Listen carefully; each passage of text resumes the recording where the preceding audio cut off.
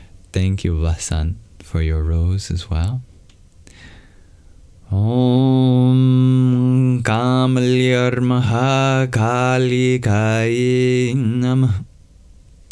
And dear Truth Seeker, thank you for your heart meme. Om Vamadevaya Namo Jishtaya Namah Shrishtaya Namo Rudraya Namah Kalaya Namah Kalavikarnaya Namo Balaya Namo Balavikarnaya Namo Balapramatanaya Namah Sarva Bhuta Damanaya Namo Manonmanaya Namah. Thank you, Isabella, for your finger heart as well. Om Aghorebhyo Taghorebhyo Aghora Ghore Tarebhya Sarvata Sarva Sarvebhyo Namaste Rudra Rupebhya.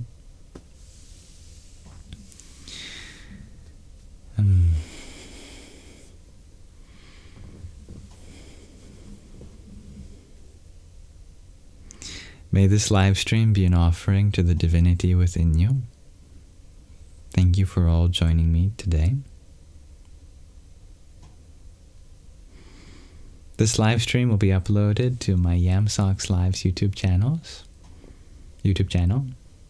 along with the meditation and the reading. They have their own dedicated playlist there. Thank you to my lovely moderators for helping keep the peace.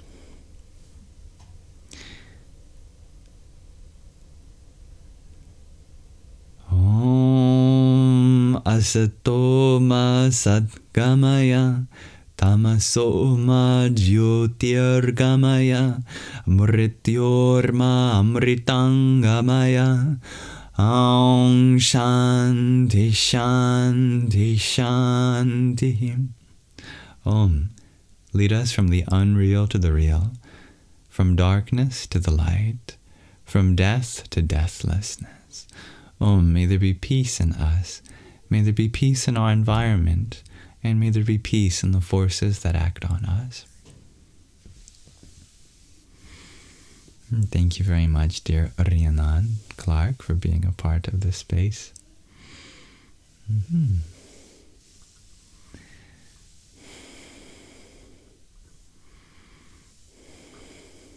Thank you very much, Dansuela, for your presence as always. Oh, I'm sorry if I've misunderstood you, dear Anna. If you're inquiring about anything, I'd always be happy to clarify. Thank you for being here, dear Lily B, dearest Taylin. If there's any way in which I can make this space more inclusive for you next time, please let me know. Please hold me accountable, keep me humble. I'd love to be an even better host for you next time. Namaste.